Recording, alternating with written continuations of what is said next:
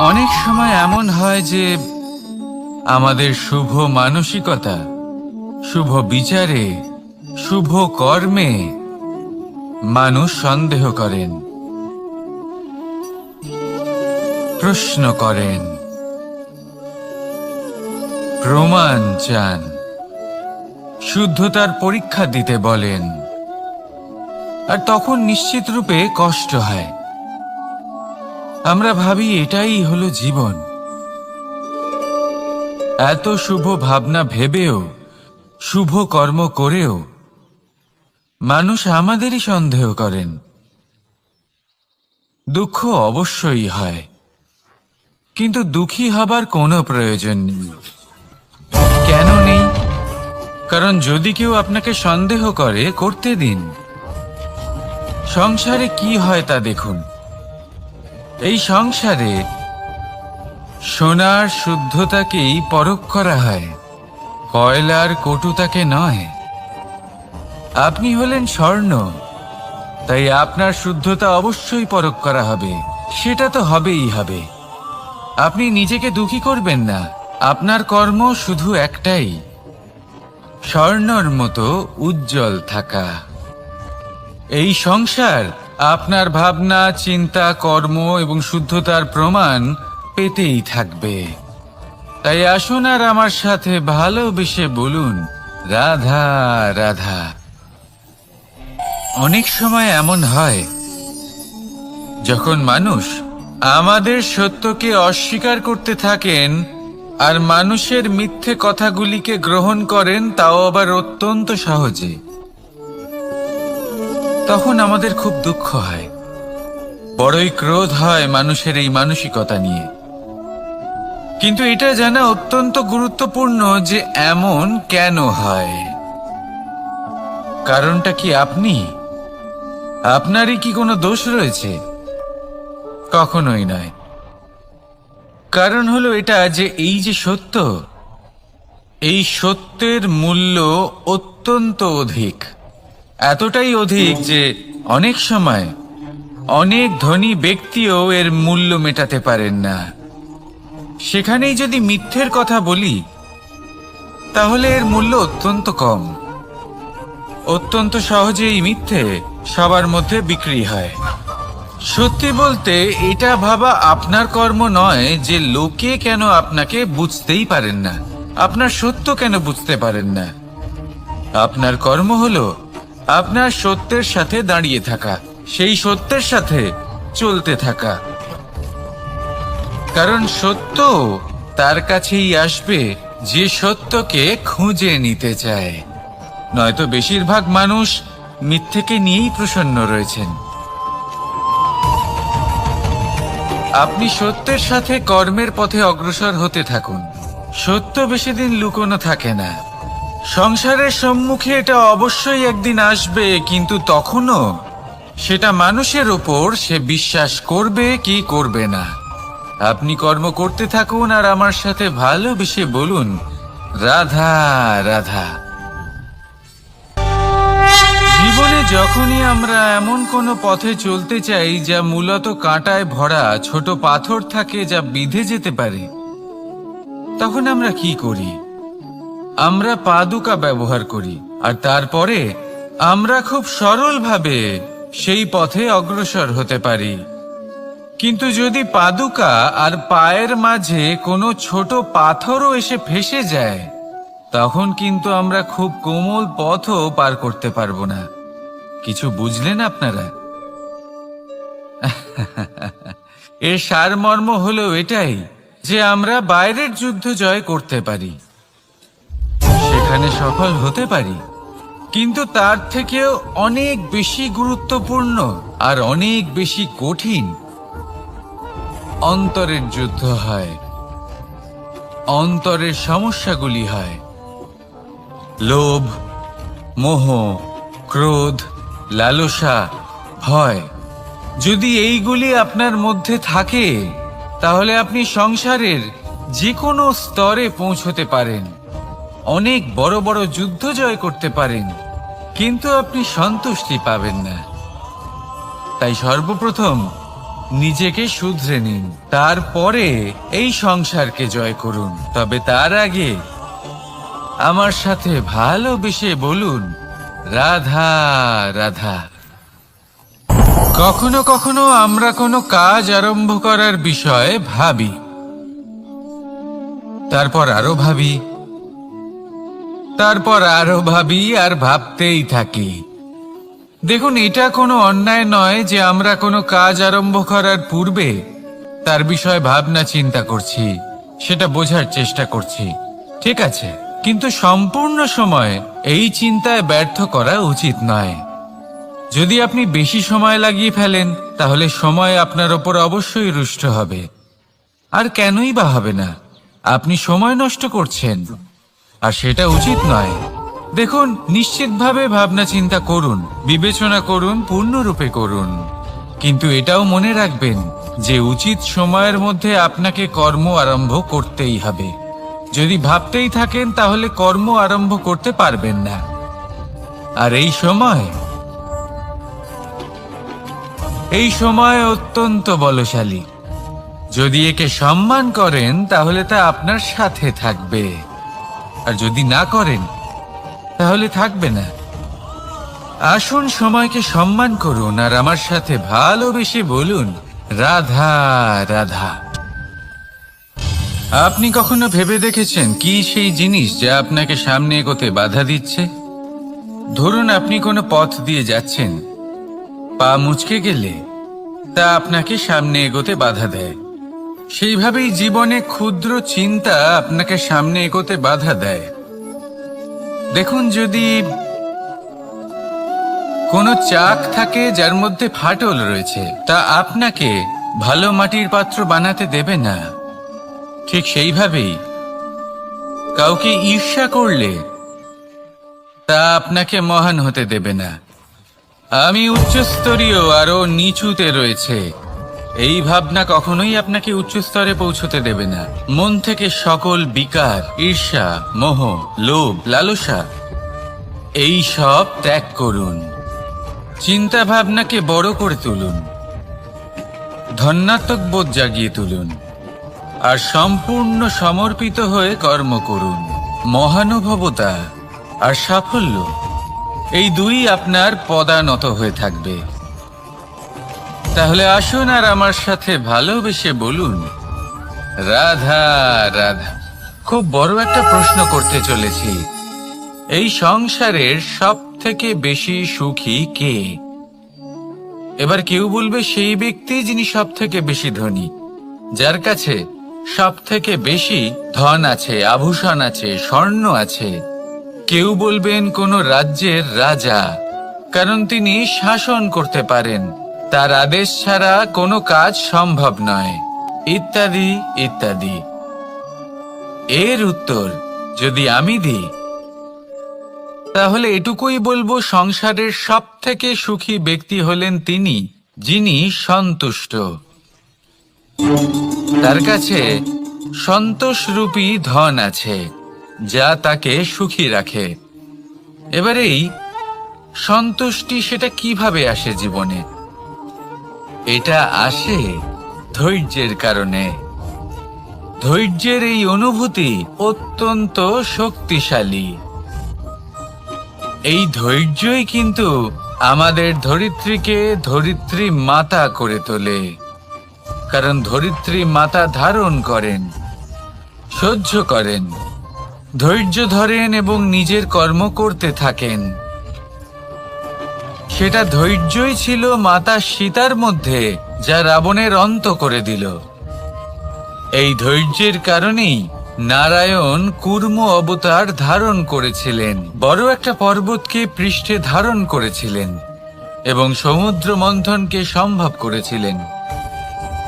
সেই জন্য সর্বপ্রথম মনের মধ্যে ধৈর্যকে নিয়ে আসুন।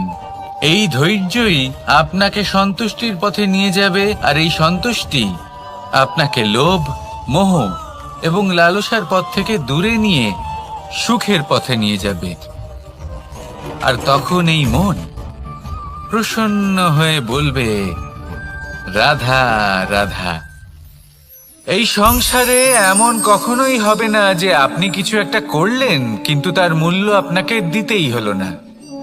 যে কোনো কাজের জন্য, যে কোনো কর্মের জন্য আপনাকে মূল্য দিতেই হবে। প্রকৃতিও আমাদের এটাই শেখায়। আকাশে দেখুন সূর্যকে, প্রত্যেকদিন আমাদের প্রকাশ প্রদান করেন। এনাকে সূর্য নারায়ণ বলা হয়। ইনি কি মূল্য প্রদান করেন? নিজে জ্বলতে থাকেন। ধরিত্রী মাতা, এই ভূমি, ইনি কি মূল্য প্রদান করেন? প্রহার সহ্য করেন। আমরা এই ধরিত্রীতে প্রহার করে মাটি খুঁড়ে তাতে বীজ বপন করি, তবেই আমরা অন্ন লাভ করি, তবেই ফসল পাই। জীবনে যদি আপনাকে সফল হতে হয়, সম্মান পেতে হয়, যশ পেতে হয়, তাহলে আপনাকে মূল্য দিতেই হবে। যদি আপনি সাফল্য লাভ করতে চান, তাহলে দিন রাত আপনাকে ত্যাগ করতে হবে, যেখানে সমগ্র সংসার সন্তোষ অনুভব করছে আর আপনাকে করতে হচ্ছে পরিশ্রম। যদি আপনি সম্মান প্রাপ্ত করতে চান, তাহলে আপনাকে সেই সুখ ত্যাগ করতে হবে যা সবার কাছে রয়েছে। যদি আপনি যশ লাভ করতে চান, তাহলে নিজের অন্তরকে মেরে ফেলা আপনাকে শিখতে হবে, তবেই আপনি যশ লাভ করবেন। জীবনে শুধুমাত্র ধন মূল্যবান নয়, কিন্তু এই যে মূল্যের কথা আমি বলছি, সেটা যদি আপনি দিতে পারেন, তাহলে নিশ্চিত রূপে এটা আপনাকে আরো মূল্যবান করে তুলবে, নিশ্চিত রূপে গড়ে তুলবে। তাহলে এটাই করুন আর আমার সাথে ভালোবেসে বলুন, রাধা রাধা। असतो मा सद्गमय, तमसो मा ज्योतिर्गमय, মৃত্যুর্মা মৃতঙ্গময়। জ্ঞান সেটাই যা অসত্য থেকে সত্যের পথে চালিত করে। প্রকাশ সেটাই যা অন্ধকার থেকে আলোর পথে নিয়ে আসে। জীবন সেটাই যা মৃত্যু থেকে অমরত্বের পথে নিয়ে যায়। এবার এই তিনটে, জ্ঞান, জীবন এবং প্রকাশ, একই রকম। শূন্য থেকে এর উৎপত্তি হয় এবং আস্তে আস্তে আপনার জীবনে বিস্তার লাভ করে। এবার আমরা এটাই ভাবি যে কেমন করে এই তিনটিকে আগলে রাখা যায়। এর উত্তর হলো, এদের আগলে রাখার প্রয়োজনই নেই, ভাগ করে দিতে হবে। কোনো বৃক্ষকেই দেখে নিন, একটি বৃক্ষ অনেক বছর ধরে বেঁচে থাকে। কেন? কারণ সে ভাগ করে দিতে জানে। সে নিজের বীজ ছড়িয়ে দেয়, এই ধরিত্রীতে দেয়। সেই বীজ যা অঙ্কুরিত হয়ে এক নতুন বৃক্ষকে জন্ম দেয়। শুধু ছড়িয়ে দিয়ে একটি বৃক্ষ জীবন দান করতে পারে। যদি কোনো ব্যক্তি জ্ঞান ছড়াতে শিখে যান, যদি প্রকাশ, আলোর কিরণ ছড়িয়ে দিতে শিখে যায়, কোনো ব্যক্তি তার জীবনের সুখ ছড়িয়ে দিতে শিখে যান, তাহলে তিনি মৃত্যুর পরও মৃত হন না। এই ভাগ করে দেওয়ার সুখটাই কিছুটা আলাদা।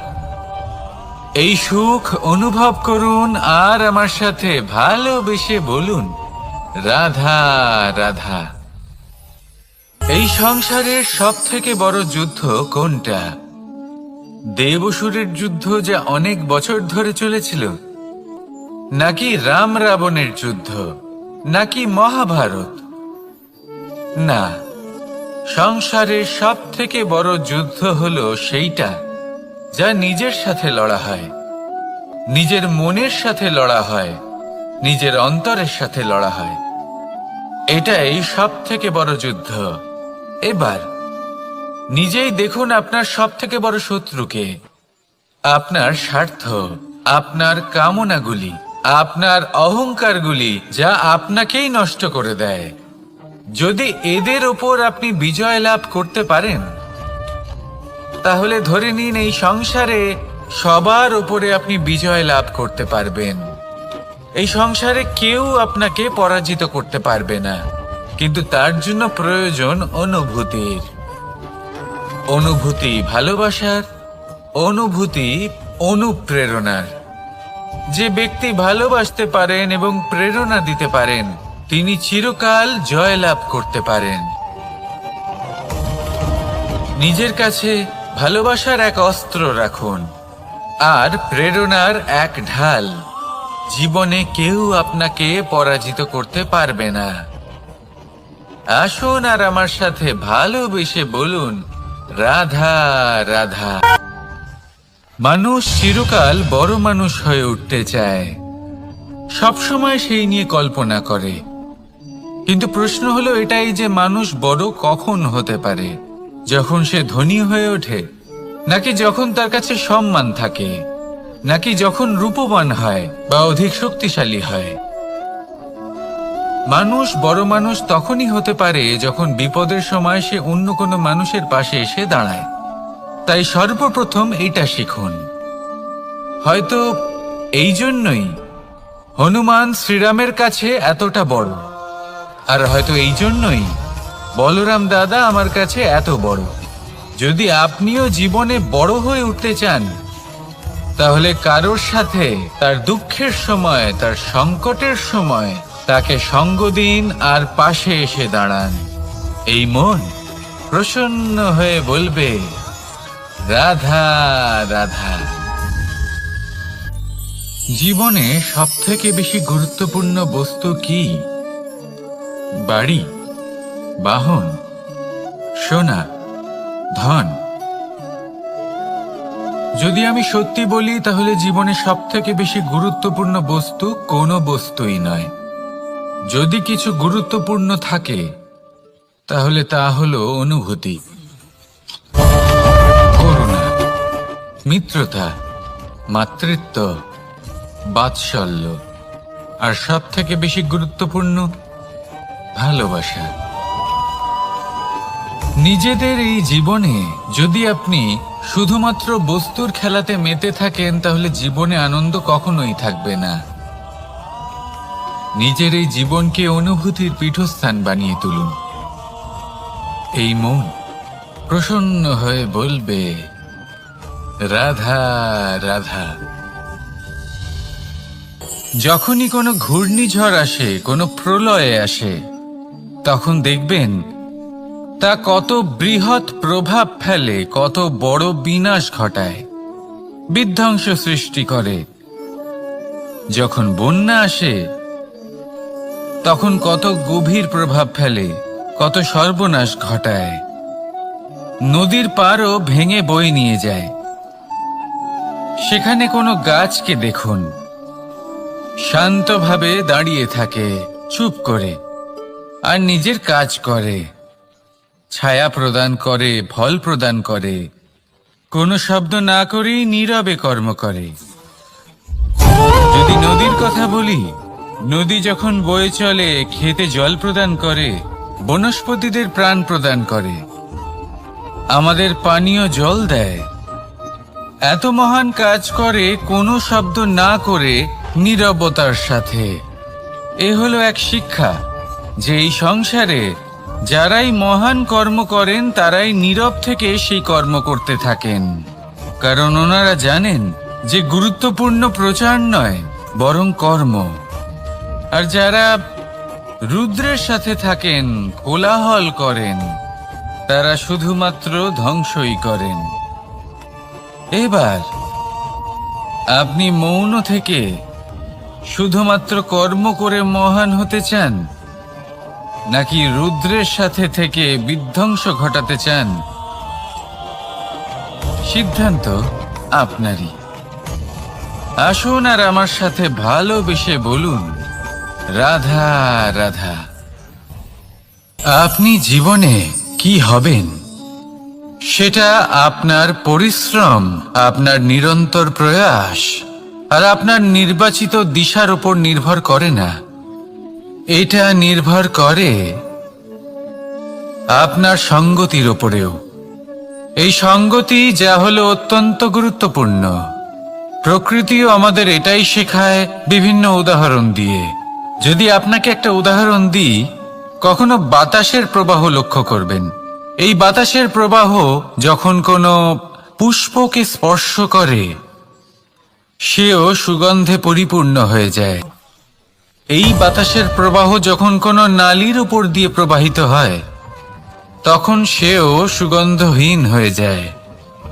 এ সঙ্গতির প্রভাব যা মানুষকে কোথা থেকে কোথায় নিয়ে যেতে পারে আপনি জানতেও পারবেন না। এ হলো সঙ্গতির প্রভাব, যেখানে চানার সাথে গুড়ও মিশে যেতে পারে। এ হলো সঙ্গতিরই প্রভাব, যেখানে একটা সাধারণ পাথর স্বর্ণের সাথে মিশে গিয়ে একটা রত্নে পরিণত হতে পারে। তাই এই সঙ্গতির বিষয়ে বিশেষ খেয়াল রাখবেন। আপনি কার সাথে মিশছেন, কি বলছেন, কি শিখছেন, আপনার অস্তিত্বের উপর তাদের কি প্রভাব পড়ছে সব লক্ষ্য করবেন। আর আমার সাথে ভালোবেসে বলবেন, রাধা রাধা। কর্ম এবং ফল। মানুষের স্বভাব হলো এটাই যে তিনি নিজের প্রত্যেক পরিশ্রমের প্রতিফল প্রার্থনা করেন। বেশিরভাগ সময় এই ফলাফলের চিন্তা করতে করতে, কল্পনা করতে করতে উনি কর্ম করতে থাকেন যে আমি এই কাজটা করলে এই ফল পাবো। সেই সব কল্পনা করতে থাকেন যা না তার হাতে আছে, না আছে অধিকার, আর না আছে নিয়ন্ত্রণ। উনি শুধু নিজের কর্ম করতে পারেন। উনি কি ফল পাবেন তা তার হাতে কখনোই নেই। তাই আপনিও শুধুমাত্র কর্ম করতে থাকুন, ফলের চিন্তা করবেন না। মনে রাখবেন, শিকড় এবং শাখা যেভাবে একে অপরের সাথে জড়িয়ে, সেইভাবেই একে অপরের সাথে জড়িয়ে কর্ম এবং ফল। যেরকম কর্ম আপনি করবেন সেরকম ফল আপনি অবশ্যই পাবেন। তাই এই ফলের আশায় কর্মের সময় কখনোই নষ্ট করবেন না, কারণ যে ব্যক্তি সময় নষ্ট করেন, সময় সেই ব্যক্তিকে অবশ্যই নষ্ট করে দেয়। কর্ম করুন নিঃস্বার্থভাবে, ফলের চিন্তা করবেন না। আর আমার সাথে ভালোবেসে বলুন, রাধা রাধা। কর্ম এবং ফল। দেখতে গেলে এই সমস্ত ব্রহ্মাণ্ড এই দুইয়ের মাঝেই স্থির হয়ে আছে। মানুষজন কর্ম করেন ভালো ফল লাভের আশায়, আর ভালো ফল লাভের আশায় উনি এটাই ভুলে যান যে উনি যে কর্ম করছেন তা কি করছেন। আমি বলেছিলাম কর্ম করুন ফলের চিন্তা না করে, কিন্তু কি কর্ম করছেন সেই বিষয়ে ভাবাটাও অত্যন্ত আবশ্যক। নয়তো অনেক সময় আমরা এমন কর্ম করে ফেলি যা না চাইতেও বিষে পরিণত হয়। যা হয়েছে দুঃশাসনের সাথে, দুর্যোধনের সাথে, গুরু দ্রোণের সাথে। একজনের মানসিকতা উচিত ছিল না, একজনের বিবেক উচিত ছিল না, আরেকজন যে পক্ষ নির্বাচন করেছিলেন সেই পক্ষ উচিত ছিল না। আর যা কিছু ওনাদের সাথে হলো, আপনার, আমার, আমাদের সকলের সাথে তা হতে পারে। আমি বলেছিলাম কর্ম করুন, ফলের চিন্তা করবেন না, কিন্তু এই কর্মের বিষয়ে বিচার করে দেখাটাও ততটাই আবশ্যক। দেখুন, কর্ম করার উচিত প্রক্রিয়া ফলের চিন্তা না করা, কিন্তু যদি আপনার কর্ম শুভ হয় তাহলে তার ফলও নিয়তি আপনাকেই দেবে। সর্বদা কর্ম করার সময় এটা ভাবুন যে আপনার এই কর্ম এই সংসারকে, এই সমাজকে, আপনার পরিবারকে, আপনার আশেপাশের মানুষজনকে কোন দিশায় নিয়ে যাবে। যদি এটা সবার জন্য মঙ্গলময় হয় তাহলে কর্ম করতে থাকুন। আর হ্যাঁ, নিশ্চিত রূপে ফলের চিন্তা করবেন না। আসুন আমার সাথে ভালোবেসে বলুন, রাধা রাধা।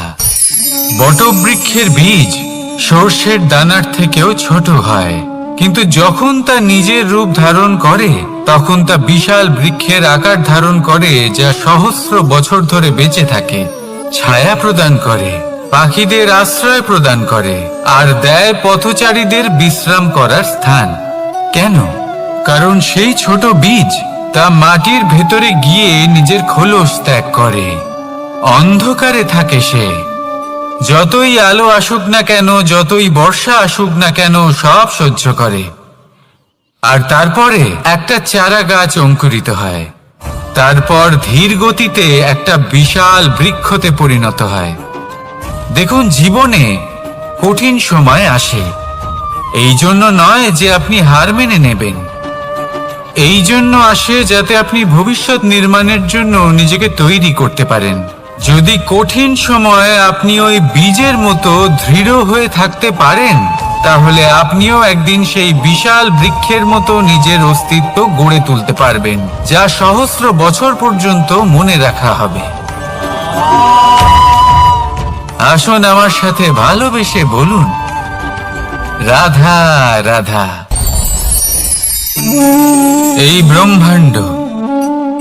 ব্রহ্মাণ্ড কত বৃহৎ, তাই না? যার সম্মুখে এই পৃথিবীকেও একটা বিন্দুর মতো মনে হয়। আর এই পৃথিবীতে আমরা কে হই, আমাদের আকার কিরকম, আমাদের অস্তিত্বই বা কি? যখন আমরা এভাবে ভাবি তখন মনে হয় আমরা কিছুই নই।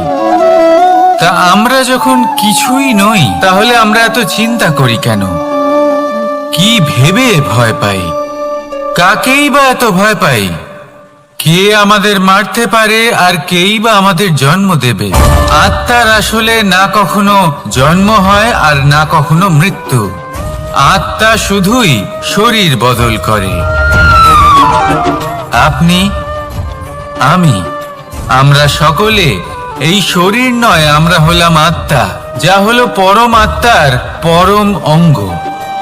সেই জন্য মনে রাখবেন, বাইরের কোথাও দেখবেন না, নিজের অন্তরের গভীরে গিয়ে দেখুন, আত্মাকে উপলব্ধি করতে শিখুন।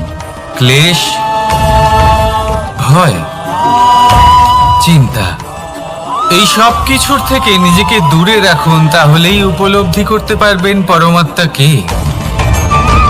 তাহলে আসুন আমার সাথে ভালোবেসে বলুন, রাধা রাধা। পরিবর্তন এই সংসারের শাশ্বত নিয়ম। কোন রাজা নেই যিনি চিরকাল রাজা থাকেন, কোন ধনী ব্যক্তি নেই যিনি চিরকাল ধনী থাকবেন। এই সংসারে সূর্যের স্থান নেওয়ার জন্য চন্দ্রিমার আগমন ঘটে। কোন স্থান যাকে পতিত বলা হয়েছিল, সেখানে মহল তৈরি হয়েছে। কোন স্থান যাকে আজ মলিন বলা হয়েছে, কাল সেখানে মন্দিরও স্থাপন হতে পারে।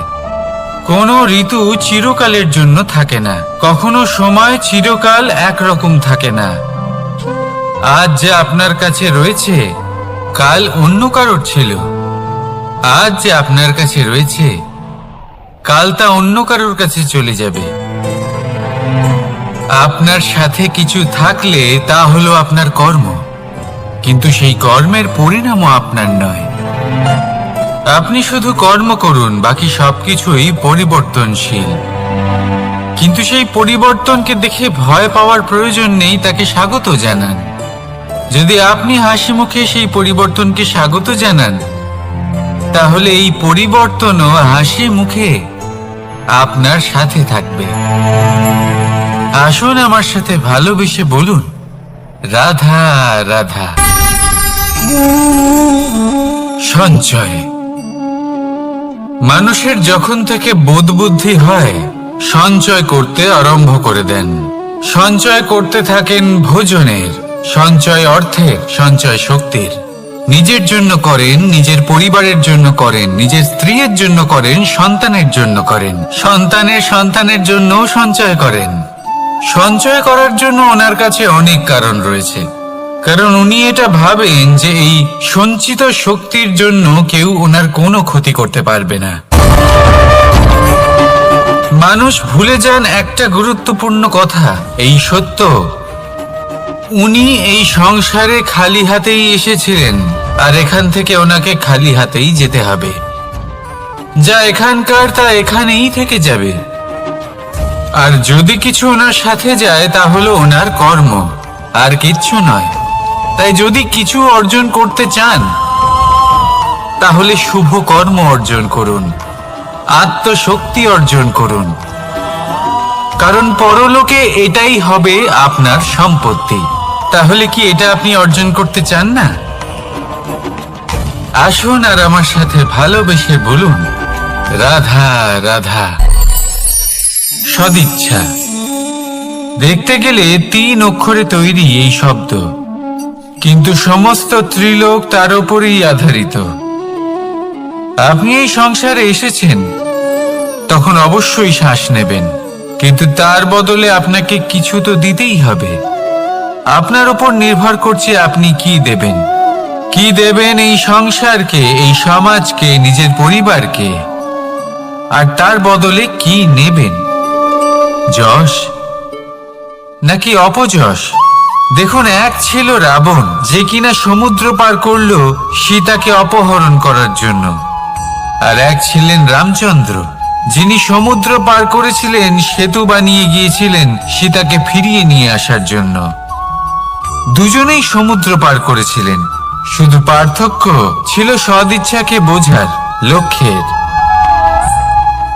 অনেক মানুষের যাত্রা একরকম হতেই পারে, কিন্তু আনন্দ তখনই লাভ করবেন যখন লক্ষ্য শুভ হবে, মহান হবে। এই লক্ষ্য দিয়ে এই সংসারের কল্যাণ হবে এবং মানুষের সম্মান হবে। যদি আপনার সংকল্প উচিত হয়, তাহলে আপনার লক্ষ্য উচিতই হবে, নয়তো শুধুমাত্র বিনাশ হবে। আর উচিত এটাই হবে যে বিনাশের হাত থেকে যেন নিজেকে বাঁচানো যায়, কি বলেন? তাই জীবনে যে লক্ষ্য স্থির করছেন, মনে রাখবেন তা যেন শুভ লক্ষ্য হয়। যদি এরকম হয়, তাহলে আপনার যাত্রা, আপনার জীবন দুটোই শুভময় হবে। আসুন আর আমার সাথে ভালোবেসে বলুন, রাধা রাধা। সুরক্ষা। এই সুরক্ষা আসলে কি? এটা কি কোনো কবচ, নাকি কোনো সীমা? এই সুরক্ষা আসলে অন্য কিছু। আমাদের মাতা পিতা, আমাদের প্রিয়জন, আমাদের বন্ধু, এই সমাজ, আমাদের শুভাকাঙ্ক্ষী, আমাদের আত্মীয়, এনারা সবাই আমাদের জীবনে কোনো না কোনো ভাবে সুরক্ষা দিয়ে থাকেন, একটা কবচ দিয়ে থাকেন কোনো না কোনো রূপে। কিন্তু দেখতে গেলে আমাদের পরাক্রমের পথে, আমাদের বীরত্বের পথে, আমাদের সাহসের পথে এই সুরক্ষাই সব থেকে বড় বাধা হয়ে দাঁড়ায়। একবার ভেবে দেখুন, যদি আপনি কোনো সুরক্ষাই না পান, বা যদি আপনি এই সুরক্ষা ভেঙে বাইরে আসতে পারেন, তাহলে আপনার বীরত্ব চরম সীমায় পৌঁছে যায়। কেন? কারণ তখন আপনি জানেন যে এই সংসারের সম্মুখীন আমাদের নিজেদেরই হতে হবে। আপনি বুঝে যান যে শত্রুর সম্মুখীন এবার নিজের বলের দ্বারা, নিজের পরাক্রমের দ্বারা, নিজের সাহসের দ্বারা করতে হবে। আর তখন আমাদের মনের মধ্যে এই শক্তি জাগ্রত হয়। এই শক্তি অন্তরেই বসবাস করে। শুধু এটা চিনে নিতে হবে, একে জাগ্রত করতে হবে। আর এটা সুরক্ষা ভেঙে যাওয়ার পরেই সম্ভব হয়। আর যারা নিজের শক্তি সম্পর্কে জানেন, যিনি নিজেই জানেন তিনি কতটা শক্তিশালী, তিনি নিজেই নিজের সুরক্ষা কবচ চিরকালের মতো ভেঙে ফেলে দেন, ঠিক কর্ণের মতো। আর তারপরে দেখুন, আপনার পরাজয় হোক বা বিজয়ী হোক না কেন, সেটাই অনেক বড় হয়, সেটাই প্রশস্ত হয়ে থাকে। সেই জন্য ত্যাগ করুন নিজের ভয়কে, নিজের আশেপাশের এই সুরক্ষা চক্রকে ভেঙে ফেলুন, আর সম্মুখীন হন এই সংসারের নিজের শত্রু সম্মুখীন হন। পরাক্রমের এই অঙ্কুর, তা অঙ্কুরিত হওয়ার জন্য বীজের উপরের এই কবচ, এটা ভেঙে যাওয়া অতি আবশ্যক। আসুন আমার সাথে ভালোবেসে বলুন, রাধা রাধা। যখন আমরা হাঁটতে থাকি আর আমাদের পায়ে কাঁটা বিঁধে যায়, তখন মুখ দিয়ে আহ বেরিয়ে আসে, কান্না চলে আসে, আর অনেক সময় অভিশাপও বেরিয়ে আসে। কিন্তু আমরা কি কখনো এটা এইভাবে দেখেছি, এইভাবে ভেবেছি যে আমরা যে পথে চলেছি সেই পথে কাঁটা বিঁধেছে, নাকি আমরা সেই পথ নির্বাচন করেছি যাতে শুধুই কাঁটা রয়েছে? নাকি আমরা এভাবে ভেবে দেখেছি যে এই কাঁটা আমাদের কষ্ট দিতে এসেছে, নাকি এটা আমরাই বিছিয়ে রেখেছিলাম? সাবধান থাকা উচিত ছিল, কারণ কাঁটা বিঁধলে যন্ত্রণা হবে, চিৎকার করে ফেলতে পারি, মুখ থেকে অভিশাপও বেরিয়ে আসতে পারে। কিন্তু এই অভিশাপ শুধুমাত্র আমাদের তরফ থেকে অভিশাপ হয়, সামনের ব্যক্তিটির ওপরও নির্ভর করে। এবার সেই ব্যক্তি যদি এমন হয় যে ফুল আর কাঁটা এই দুই সমানভাবে গ্রহণ করতে পারে, তার কাছে অভিশাপও বরদানে পরিণত হয়। শেষ পর্যন্ত ব্যাপারটা দাঁড়ায় ভাবনা, চিন্তা, দৃষ্টিভঙ্গির ওপর। কারণ আপনার এই ভাবনাই সত্যি হয়ে সামনে আসে। সেই জন্য এই ভাবনা, চিন্তা, মানসিকতাকে গুরুত্ব সহকারে দেখবেন। এই বিবেচনা নিয়ে বিবেচনা করতে শিখুন। আমার কথার অর্থ হলো যে জীবনে যখন এরকম কিছু একটা ঘটবে, তখন ভেবে দেখুন যে এরকম কেন হলো। আপনি কি এমন কোনো কর্ম করেছিলেন যার কর্মফল এটা? এমন কোনো কাজ যা অনুচিত ছিল, অসত্য ছিল, যা অভদ্রতার কারণ ছিল?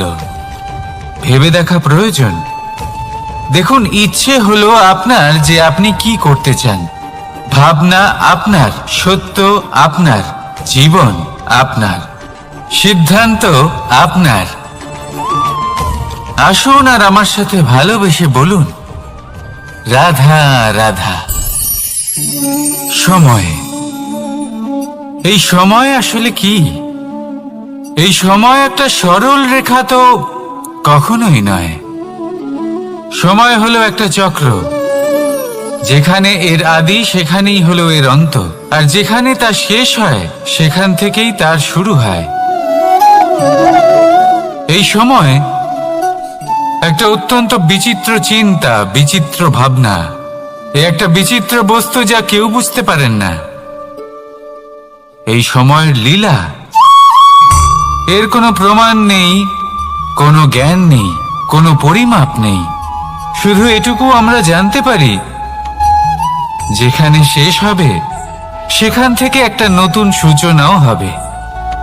যা আজ আপনার কাছে আছে, কাল অন্য কারোর কাছে যাবে, তারপরে তার কাছ থেকেও অন্য কারোর কাছে যাবে, তারপরে তার থেকেও ছিনিয়ে নেওয়া হবে। এই নিয়তির একজনের কাছ থেকে অন্যজনের কাছে আদান প্রদানের এই সময় হলো আপনার সময়। এই সময়ের সদ্ব্যবহার করুন, এই সময়কে বাঁচুন। আপনাকে শুধু এটাই সুনিশ্চিত করতে হবে যে আপনি কোন পক্ষে আছেন। আর সত্যি বলতে কি, আপনার জীবনের পরিণাম নির্ভর করে আপনার নির্বাচনের ওপর। আপনি কোন পক্ষ নির্বাচন করছেন? তাহলে মনে রাখবেন, জীবনে সেই পক্ষই নির্বাচন করবেন যা চয়ন করার পরে আপনি সুখ অনুভব করবেন, আপনি সন্তোষ লাভ করবেন, প্রসন্নতা লাভ করবেন। আর আমি এটাই সুনিশ্চিত করব যে এই পক্ষ যেন শান্তির পক্ষ হয়, এই পক্ষই যেন প্রেমের পক্ষ হয়।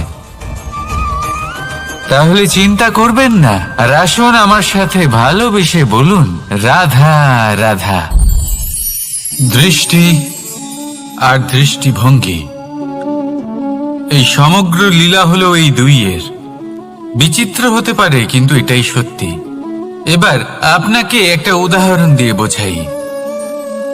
অনেক সময় আপনি কোনো ব্যক্তিকে এটা বলতে শুনবেন যে আমি আমার নিজের উপরে গর্ব করি, আমি নিজেকে নিয়ে গর্ব করি, আমি খুব ভালোভাবে আমার মা বাবার সেবা করি, ওনাদের আমি সবসময় সুখী রাখি, ওনাদের আমি একটা বাড়ি দিয়েছি, সকল সুখ সুবিধা দিয়েছি, ওনাদের জীবনে প্রত্যেক জিনিস দিয়েছি আর দেব যা তাদের প্রয়োজন।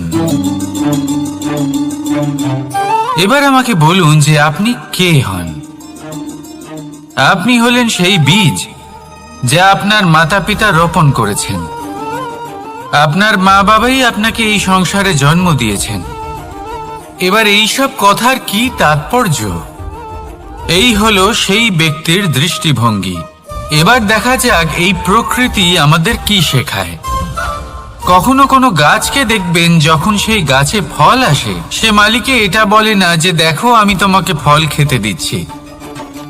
সেই বৃক্ষ এটা বলে না যে দেখো আমি তোমায় আহার করতে দিচ্ছি, কারণ ও জানে যে এটা হলো সেই মালির পরিশ্রম, এটা হলো তারই কর্মের ফল, আর এটা তারই পাওয়া উচিত।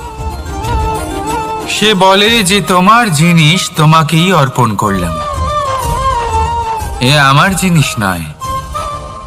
ও জানে সেই মালির গুরুত্ব আসলে কি, এটা হলো তার দৃষ্টিভঙ্গি। সেই জন্য আপনি জীবনে কোন ব্যক্তির মধ্যে, কোন পশু পাখির মধ্যে, কোন প্রাণীর মধ্যে, কোন পরিস্থিতিতে, কোন আবেগের মুহূর্তে কি দেখতে পাচ্ছেন, সেটা আপনার দৃষ্টিভঙ্গির উপরে নির্ভর করছে। তাই নিজের মনে ধনাত্মক ভাব জাগ্রত করুন, শুভ চিন্তা নিয়ে আসুন। এই ভাবনাই সত্য হয়ে সামনে আসবে। এই দৃষ্টিভঙ্গি এমন হয়ে যাবে যে আপনার জীবনে সবকিছুই শুভ হবে। তাহলে আসুন আর আমার সাথে ভালোবেসে বলুন, রাধা রাধা।